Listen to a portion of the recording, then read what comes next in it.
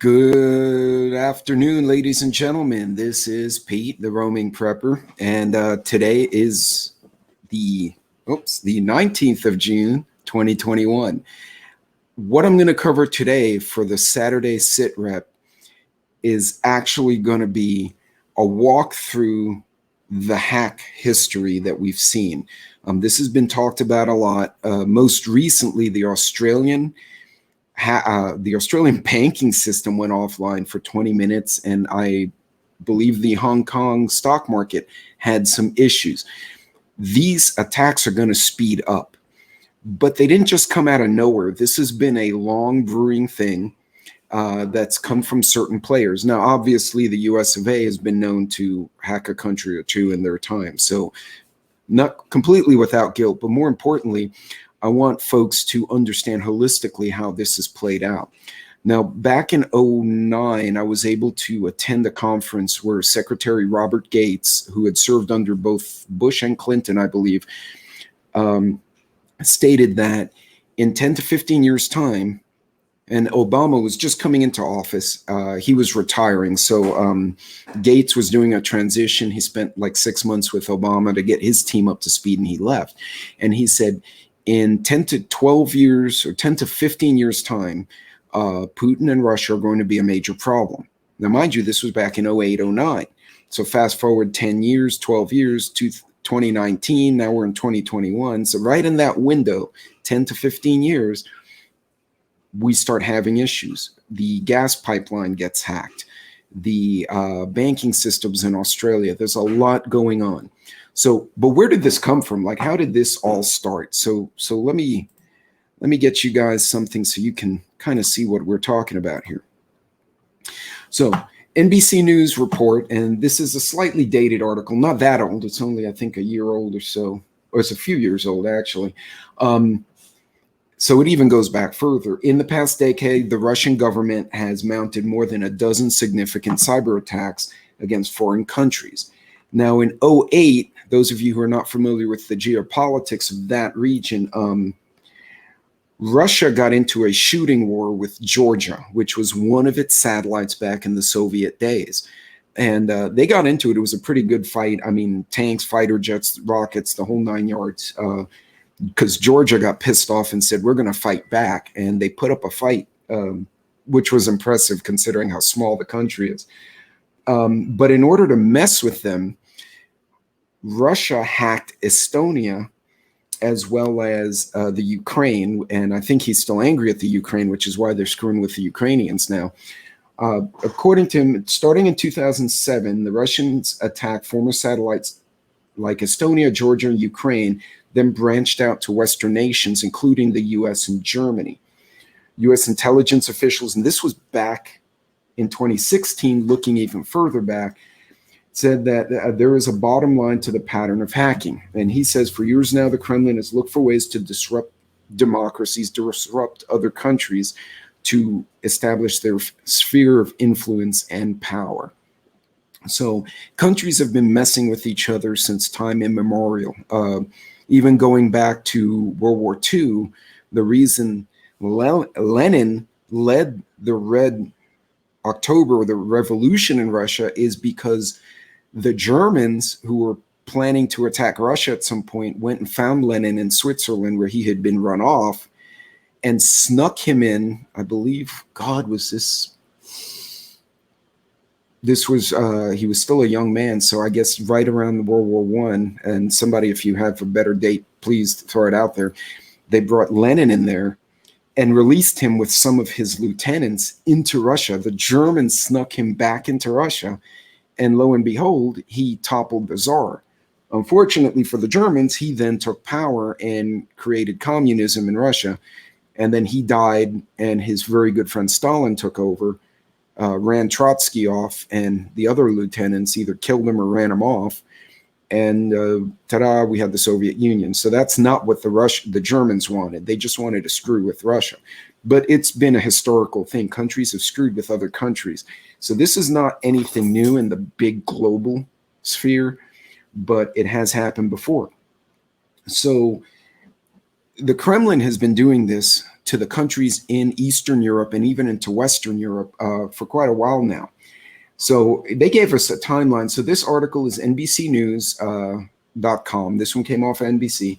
So April, May, and May 2007, Estonia angered Moscow by planning to move a Russian World War II memorial and Russian soldiers' graves to another area. So Russia retaliated by temporarily disabling Estonia's entire internet. This was an especially harsh blow in the world's most internet-dependent economy. So it was a distributed denial of service attack, DDoS, and I believe Angry Prepper and Gray Man, a few of the bigger channels have already hit on this. What a DDoS is basically they get a virus into a slew of regular computers. And when they give a command, all those computers ping one server at one time. And what it does is flood the server with garbage. It's just emails or texts or whatever. It just floods it with trash until they just have to shut it down or it just stops working, right? Because it cannot respond.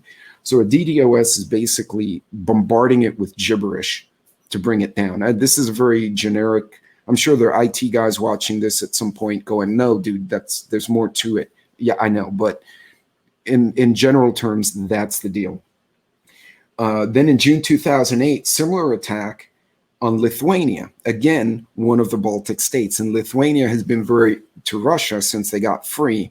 And then they went and joined NATO and really pissed the Russians off. So the Russians like to do that.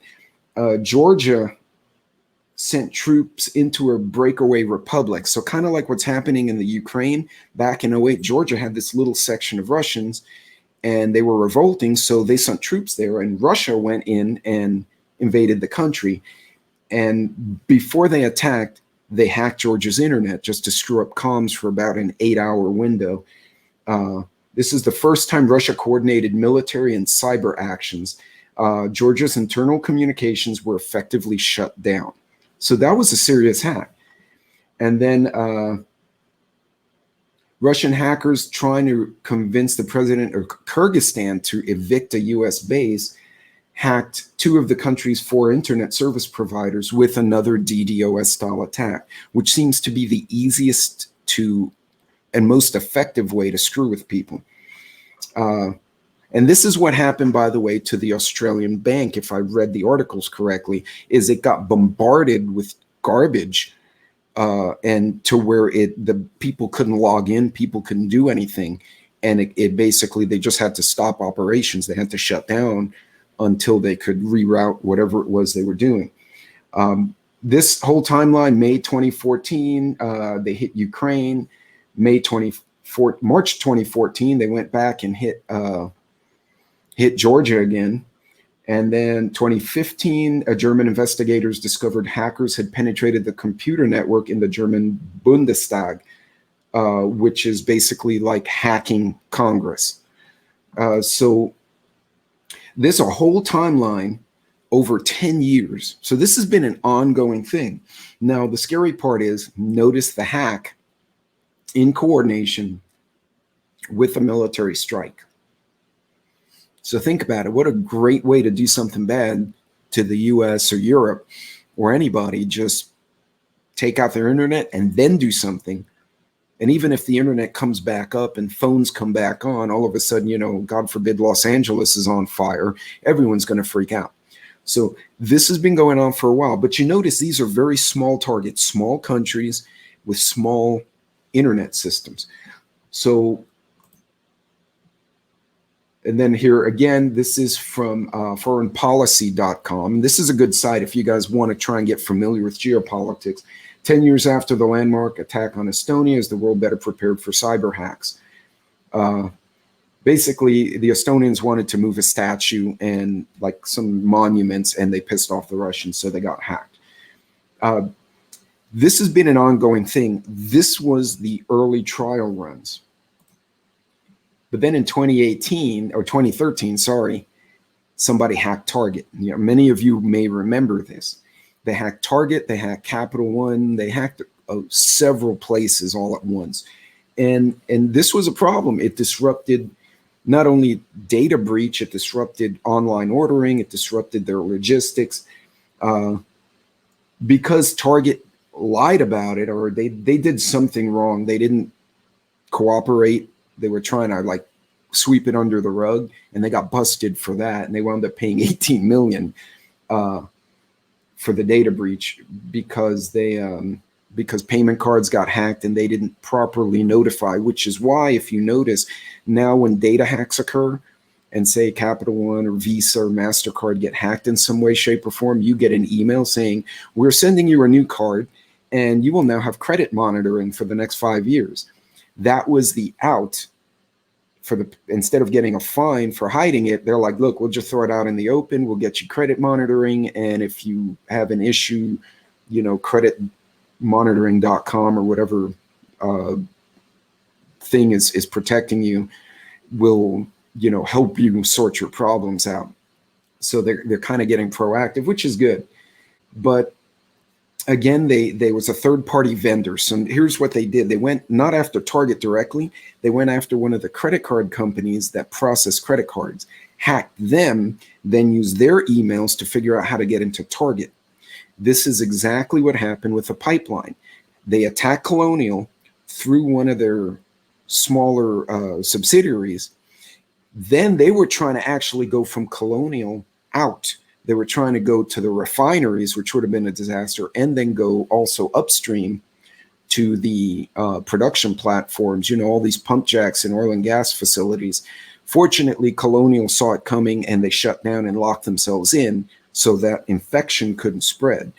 But still, scary stuff. So this is an evolutionary process. And I mentioned this on a previous live stream, and a lot of folks were like, wow, that's a lot of info. So I just wanted to kind of walk through it again. So folks will kind of understand how these things progress. So getting into like your personal computer is important for a hacker, because if he can get your computer and your neighbors and maybe get 10, well, with those 10, maybe he can hack, like Chevron or the local bank or the farmer's insurance company. They just need a few, and then they track your emails to see where they're going, and they say, oh, look, there's an IP address here that I'm interested in. So this is interesting stuff. Then here, Microsoft says group behind SolarWinds hack is now targeting government agencies. Now, this was back in 2021. The actual SolarWinds hack was in back in 2018. So they hit Target. They hit some of our allies, right? They kind of got good at it. Then they hit Germany. Germany's a big target and a very modern country. They hit Germany.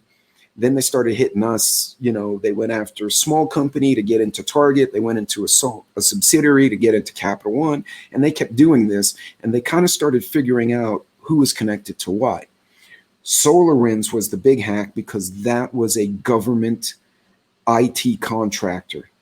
And it was at this point, once they got into SolarWinds, is now targeting, according to this article, and again, this is actually from May of this year, so it's not that old.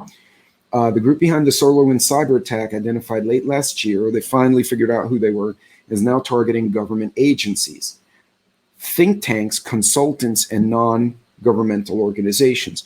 So again, going brute force against the Pentagon or against NSA or going against whatever big company, it's not going to work as well. They have defenses, but they have these little doors for these contractors to walk into. That's how they're getting in. They're hitting the little guys and then working their way up. So they'll hack a small company. They're not going to crash them. That's not where the money is. That's not where the influence or power is. They're using that guy to get to the next one and keep working their way up until they get into something good, like a Target, or in this example, like Colonial. So this first wave of attacks targeted approximately 3,000 email accounts and more than 150 different organizations. This was Nobelium is the group, the hacking group originating from Russia, is the same actor behind the attacks on SolarWinds and customers in 2020. The comments come weeks after the May 7th ransomware attack on the Colonial Pipeline. So let's look at that article again, just so you guys can see the website, and also if you want to do some reading on your own. I'm a big fan of citing my references. That's just the grad student in me. You want to give credit where it's due. So by all means, this one's in Yahoo Finance, and they go into the weeds a little bit on some of the economic effects. So this is good stuff. This wave of attacks targeted approximately 3,000 email accounts at 150 organizations. At least a quarter of the targeted organizations were involved in international development, humanitarian issues, and human rights works. But think about it, the Red Cross, the USAID, these government charity entities are a great way to get into federal entities because they're kind of interconnected. So you see how they're doing it. They're going from small to large. So it's important, personally speaking, make sure your virus software is up to date. And then we have this one. Now, this one was from 2019. So yes, there was a attack on the grid back in the 2017, 2019 that many of you may not have been aware of. And that's why I'm bringing it up, because this has happened before. What they did, they attacked a excavating company that was doing work on the physical location of one of the power plants for one of the grid sections, right? So they were 3 or 4 levels down, and then they started sending out fake emails. They got into a couple of people's emails account. So what they did was interesting. They went to websites that these folks use, the engineers, these engineers use to get reference material, get technical diagrams, stuff like that.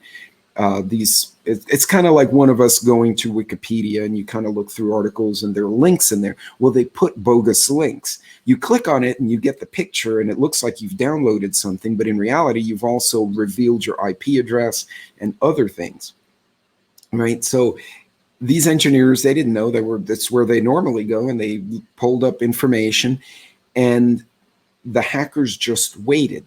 And then they would track this guy's, now that they got into your computer, they track your outbound emails to see what IP addresses it was going to. Then they'd go and poke at those IPs and ultimately would cause problems. Here it says, though the attackers did use some clever tactics, then the scheme's success came less from its technical prowess than how it exploited trusted business relationships using impersonation and trickery. So that's very interesting. Again, they're not going head on against AT&T or whatever. They're finding local computers and then saying, oh, you logged into, I don't know, Bumblebee Bank. So if they get 2 or 3 people who all log into Bumblebee Bank, they kind of see what the IP addresses are. They see how you get in. Now they know where the door is. Now they just got to mess with it till they figure out a way inside. So here's a picture, and I'm going to expand this a bit. So this in the crosshairs. So Russian hackers sought to infiltrate the power grid, and they targeted companies operating in at least 24 states, the Canada and UK. So notice they really hit that western part of the grid hard. They hit New York, and you all remember back in, 2013, this whole part of the grid went down supposedly from a mistake that someone made. They kind of screwed up, but that's a lot of states. Now think about that. All of these guys out here in the West Coast are on the same grid, right? So you have the Texas grid, which is pretty much Texas and like a little sliver of Louisiana, a little sliver of New Mexico. It's kind of just Texas. Lubbock just left the East Coast grid and is now in the Texas grid. So that was one of the last bigger cities in Texas to kind of jump over. Now, granted, the Texas grid needs to reinforce and winterize its shit so we don't get frozen again. But again, they were hitting small businesses, small companies, and working their way up. Now, this is not gone unnoticed. Obviously, the Biden administration is trying to react to this, which I applaud. The White House unveiled a 100-day plan intended to protect the U.S. power grid from cyber attacks. And what they're trying to do is get the NSA and the feds to work closely in conjunction with the private utilities to make sure the private companies' security is up to par to resist and defend against the most current threats that the feds are seeing. So this is good stuff. I mean, it's a good direction. This one's Bloomberg.com. The United States faces a well-documented and increasing cyber threat from malicious actors seeking to disrupt the electricity Americans rely on. And then there's, of course, logistics, fuel, stuff like that. And the Edison Electric Institute, which is a trade group, states that given the sophisticated and constantly changing threats posed by adversaries, America's electric companies remain focused on securing the industrial control systems. That's how they get in. They get in through a subcontractor who worked on the transformer, and now they can figure out how to get into the transformer itself and do something there. I'm really simplifying it, but you guys kind of get the picture. And there's really no, so where do we go from here? Like, there's not much we can do per se to protect against the hacks. So what can we do as individuals to kind of better ourselves? So I'm going to go through one of my slides from my presentation earlier, but I'm going to skip over it. And I'm going to go here. So the 5 forces for business, right? You would be in the green in the middle, right? So that's, instead of rivalry among existing competitors, it would be rivalry in your community. But the community can become one in an emergency. But you have the threat of external parties, bargaining power of others. You have these other external forces affecting you. So what's going to get affected here if the grid goes down? Well, lack of substitutes, right? You're not going to be able to find products, and the cost of available goods is going to go up, right? We can't defend against hacking individually. I mean, you could take precautions, and that's a good thing. So what can you do personally in your preparedness to address this kind of stuff? There's a lot of things you can do. One, again, and I touch on this in other videos, is prep, get your food, your generator, whatever it is you think you need in your area to make sure you have enough food and water and supplies to get through at least the 72-hour window. If you're just starting, don't freak out. Start with 72 hours. And if you're wondering, well, what is that? There are a few ways to approach it. You can write down what you eat a whole weekend from Friday to Sunday, not including booze and going out to party or anything. Or get the food you think you'd need if you were going on a long weekend camping trip. That would be a great place to start. And you put that in a special box, and you call that the oh shit box or whatever you want to call it, and put it somewhere else. Then you say, okay, I'm going to multiply the oh shit box by 3. Now you got a week and change, right? Now you got 9 days. So you multiply by 3, and you keep working that way. If you prepare like you're going camping for a 3-day weekend, that's a great 72-hour start. And it's going to give you some of the basics you'll need to keep going. So again, if you're a new prepper, don't freak out. Do that. Now, those of us more experienced, those of you who can, smart move. I need to get into the pressure canning myself. The canning is great. You could do dry goods canning. I'm going to cover that in a video at some point, where basically it's dry goods, but you're preserving them in such a way that they don't need to be boiled. They don't need to be pressure cooked or pressure sealed. But you want to keep bugs and air out. And there's little tricks you can do. That's like the most basic version of canning. That's not dry canning, it's dry goods canning. I want to make that distinction. Dry canning is something different, and I've kind of heard mixed results. Some folks got it down to an art. A few people have blown up jars in their oven. So we'll leave that for a future time. But canning, dehydrated foods, if you could get your hands on them, Walmart, Sam's, Costco, all have them. Even if you just go every Saturday, go to Academy and get 2 or 3 of those stupid little pouches and stick them in a Tupperware or like a big bin, and just add a couple a week. It's 15, 20, 24 bucks a week. Just drop them in there, and you'd be shocked over time. The canned foods as well. Food and water is going to be the biggest thing if the grid goes down. Also, dealing with cold and or heat, the temperature extremes. Where I am, we've had both, but in the summer months, it gets ugly hot out here. My house is super well insulated. It's a very modern build. So more than likely, the smartest thing for us is to just shut everything in and stay in the house. But at night, the temperature, because of where we are, drops quickly, and we're at 65 at night. So at night, probably open all the windows and get that ventilation, get that fresh air in, drop the temperature of the house internally. And then in the morning, shut the windows when it starts warming up and keep the cool air in the house. That's the best you can do. The use of fans is a great way to heat or cool, depending on which direction the fan's blowing. Obviously, if the grid goes down, your ceiling fans won't work, so you have to use portables. But you can get creative.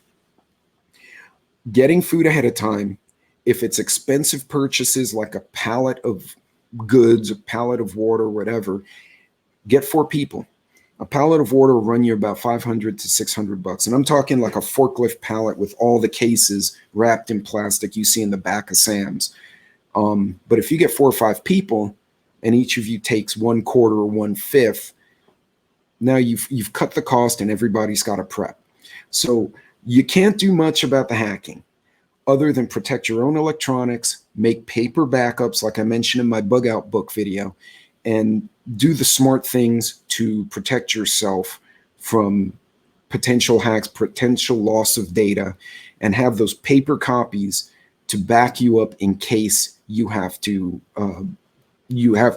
reference them, but your computer won't access the internet or won't start or whatever.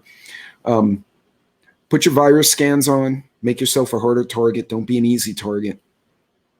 Keep it updated. McAfee, Norton, people realized Kaspersky was affiliated with the Russians, and nobody wants to use them here in the States anymore. But again, take those steps.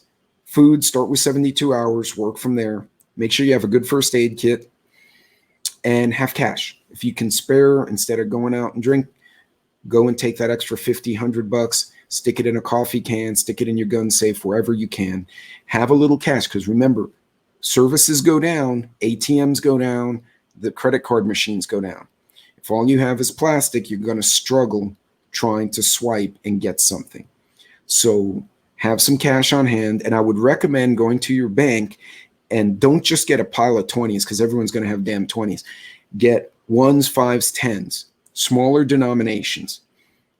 That way you can make change. That way, if people want to buy from you, you want to buy from them, you have those smaller denominations. A little bit of gold or silver doesn't hurt. I'm a believer silver was a currency back in the age of Pharaoh and Moses. It's going to be a currency of some type in the future.